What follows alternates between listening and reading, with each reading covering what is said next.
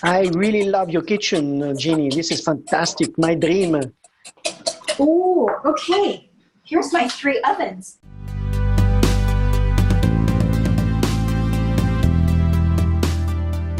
Welcome to the Italian Wine Podcast Lockdown series.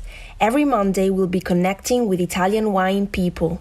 Join us to find out what they're doing and drinking today.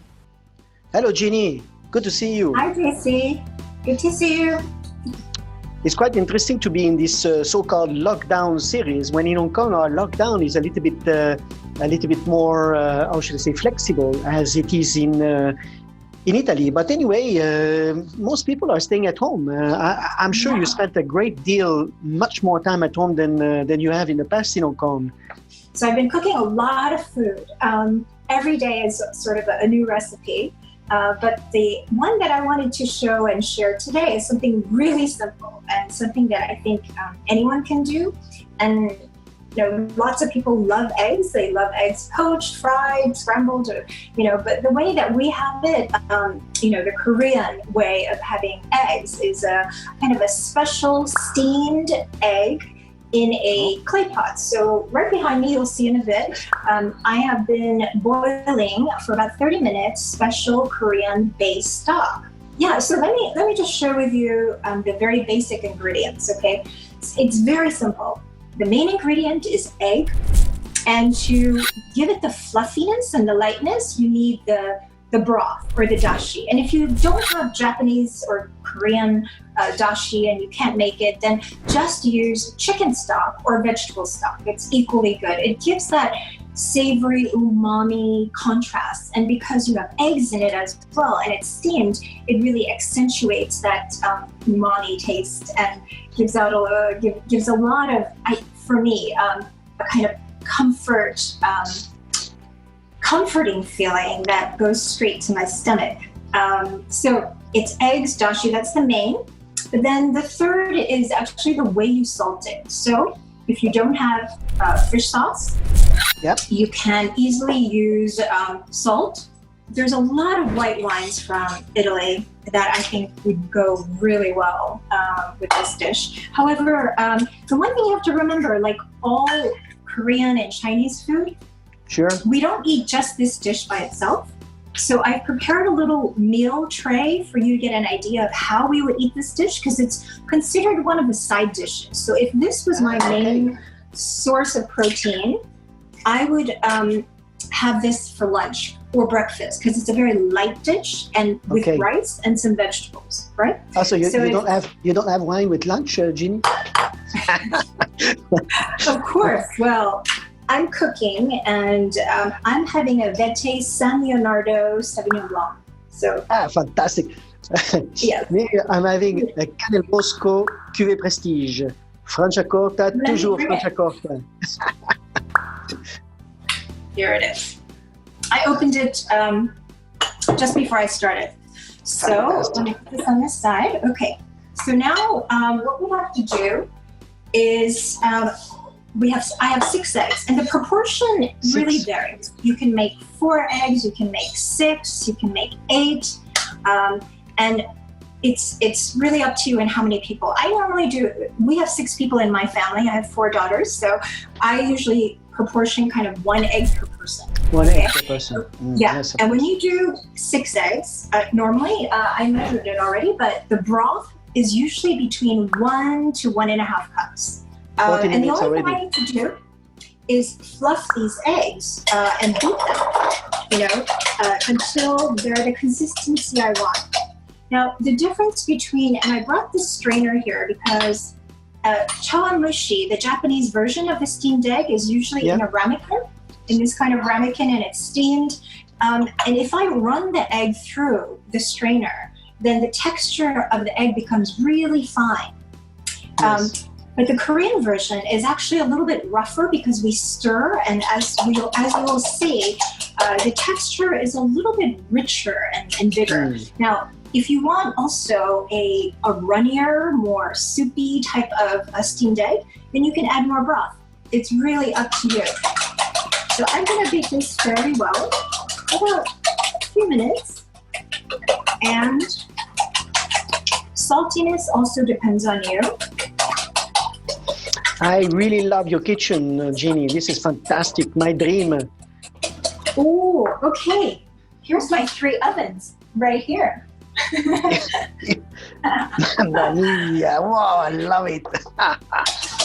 Wonderful. Actually, okay, JC, you're going to laugh, but I have 2 kitchens. I have another kitchen in the back, which is for wok frying and kind of smelly Korean food. So this is usually like when we have friends over. Okay. So this is why you don't mind to stay at home a little bit during the lockdown. It allows you to explore your creative side and go absolutely crazy in the kitchen. I love it. I really love it. Okay, now we have fish sauce. Again, like I said, you can use salt. You can use soy sauce. You can use salted fermented shrimp. So depending on how salty you like it, I usually put for 6 eggs, I put 1.5 to 2 tablespoons. So it's, you see how it's not quite full? That's 1. And around 2, but not quite 2, not to make it too salty.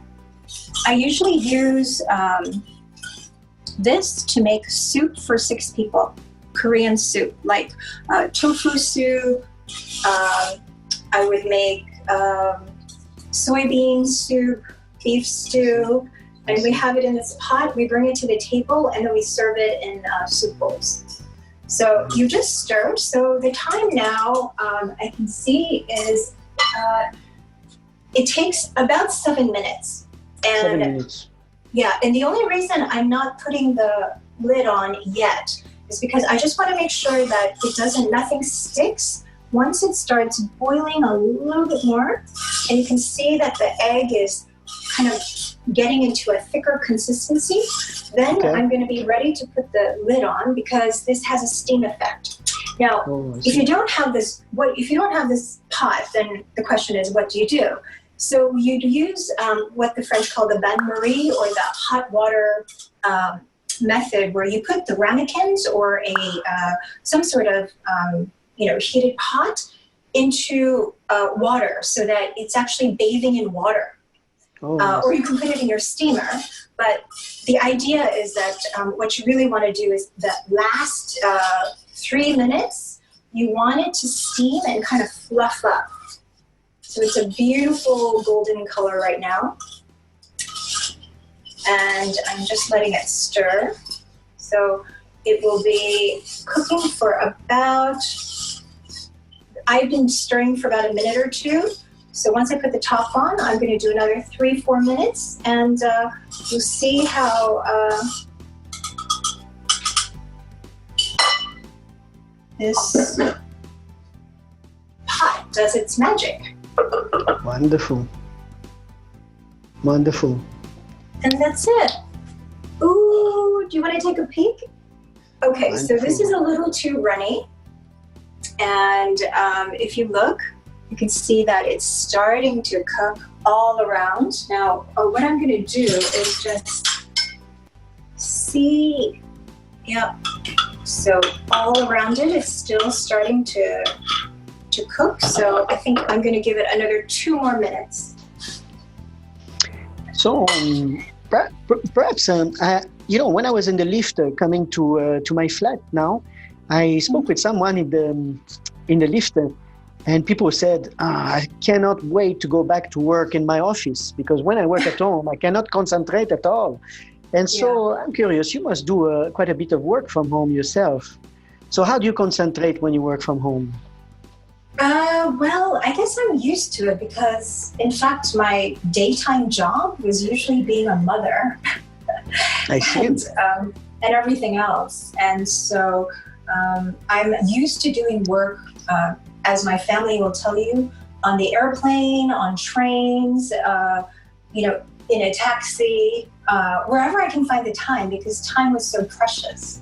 So I never had a real issue wherever I was working. I mean, I could be, anywhere, and that's why I was able to also work from airplanes and travel as much as I did, because I could still write, I could still, contribute articles and what's your secret? My teaching.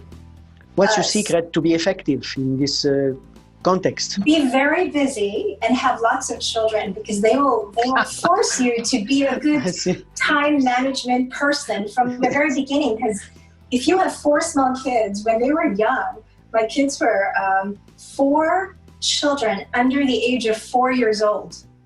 So if I didn't manage my time, there's nothing I could get done. In fact, when you did your research project, it was a thesis in those days. When you did the Master of Wine, you already had the 4 children, no? Yes. And so this must have been a very intense moment to be able to complete the thesis and take care of these 4 children. Mamma mia. Well, for me, the thesis was the easy part, because I like writing, as you know, right? Yes, so the thesis is mostly about research and writing. So that was, I thought, pretty easy. It was the studying and the having to learn about winemaking, viticulture, all the technical things and all the tasting components of it that was quite challenging. And I think that took a lot of time. So I had no social life.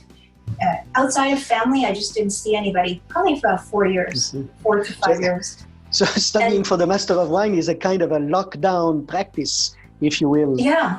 It is, but I was working as well. So my day job was writing articles, teaching. I had, at that time, I was running the Fine Wine School, which I then merged with Berry Brothers. And so I had a school. I was writing, at that time, I think about 4 or 5 different wine columns. It was really crazy. And working on my book. And then also then at night, I would study for the Master of Wine.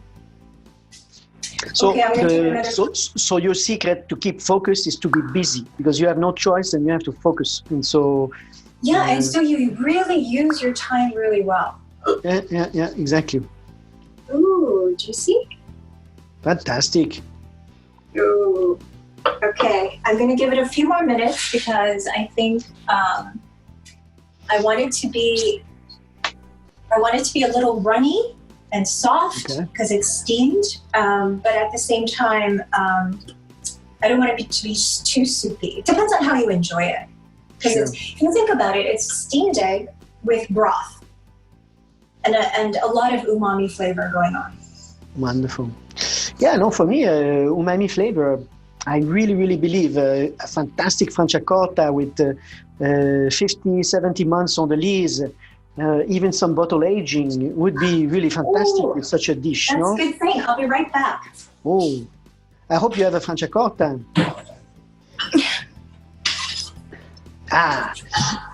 Three Ovens, wonderful wine cellar, and Bella Vista, wonderful Franciacorta. So I think you're absolutely right. It could go very well, and it would be wonderful, but I have to show you the whole plate of how we would eat this dish, right? Absolutely. Because we wouldn't just be eating this. This would be, like I said, this size with 6 eggs would be for 6 people. Yes, of course. I'm going to show you how we would traditionally eat this. So first, let's take a look. Ooh, do you see that steam? Wonderful. Wonderful. And what we do is add spring onions. Spring onions on top. I'm going to bring 1 tray of a typical Korean plate. If I were having this big, and typically, like I said, something like this without any meat or fish means that it is going to be a lighter meal. So in Korea, you might have actually this whole plate for breakfast. And the only thing I'm missing here is a little bit of soup. So I just want to thank everyone in Italy for making great wines, because you can pair it with Korean food, with Chinese, with a lot of different Asian cuisines, and don't be afraid to experiment. Thank you, Jeannie. It was fantastic. Thank you so much. Chin chin. Chin chin.